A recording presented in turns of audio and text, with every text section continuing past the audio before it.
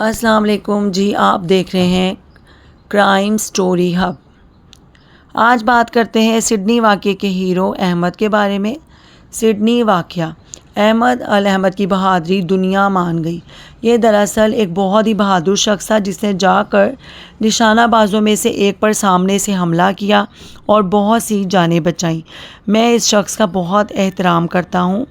صدر ٹرمپ جان پر کھیل کر سڈنی حملہ آور کو پکڑنے والا مسلمان ہیرو قرار قیمتی جانیں بچانے پر تعریف کی۔ امریکی تاجر کا احمد کو $65,000 عطیہ کرنے کا اعلان۔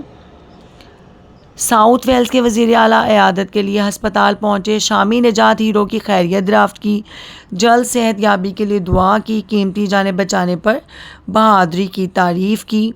امریکی تاجر نے زخمی احمد کے لیے $65,000 عطیہ کا اعلان کیا۔ احمد الاحمد کی مدد کے لیے آن لائن چندہ مہم بھی جاری ہے۔ اب تک $10 لاکھ جمع ہو گئے ہیں۔ احمد الاحمد کے والدین کا بھی سر فخر سے بلند ہو گیا۔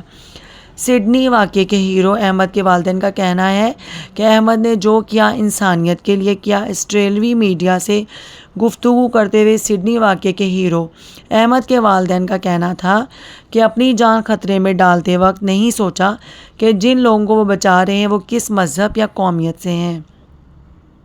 رپورٹ کے مطابق احمد 2006 سے آسٹریلیا میں ہے، جبکہ والدین کچھ عرصہ پہلے سڈنی پہنچے تھے۔ والد نے بتایا کہ جب حملہ آور کا اسلحہ ختم ہوا تو احمد اس پر جھپٹ پڑا اور حملہ آور کو دبوچتے وقت احمد کو بھی گولیاں لگیں۔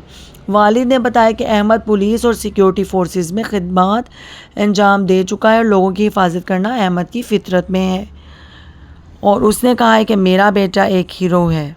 ٹھیک ہے۔ آسٹریلیا کے سابق سٹار کرکٹر ایڈم گلکرسٹ نے بڑا مطالبہ کر دیا۔ احمد الاحمد کی بہادری نے مثال قائم کر لی ہے، جس نے اپنی جان پر کھیل کر ہزاروں افراد کو بچا لیا۔ یہ ہے جی پوری دنیا کا اصل ہیرو۔ مجھے فخر ہے احمد پہ ایسی بہادری ہم نے صرف موویز میں دیکھی ہے، لیکن اب اپنی آنکھوں سے حقیقت میں بھی ایسی بہادری دیکھ لی، لیکن حقیقت میں ایسا کرنا بہت مشکل کام ہے۔ احمد نے تاریخ رقم کر لی ہے، نوبل انعام کا اصل حقدار بن گئے ہیں۔ پوری دنیا کا مطالبہ ہے کہ احمد کو نوبل انعام سے نوازا جائے۔ جی، احمد نے تو واقعی بہت بڑی اچیومنٹ حاصل کی۔ اگر آپ کو میرے چینل پہ کچھ بھی پسند آئے تو میرے چینل کو لائک سبسکرائب کرنا مت بھولیں۔ اللہ حافظ۔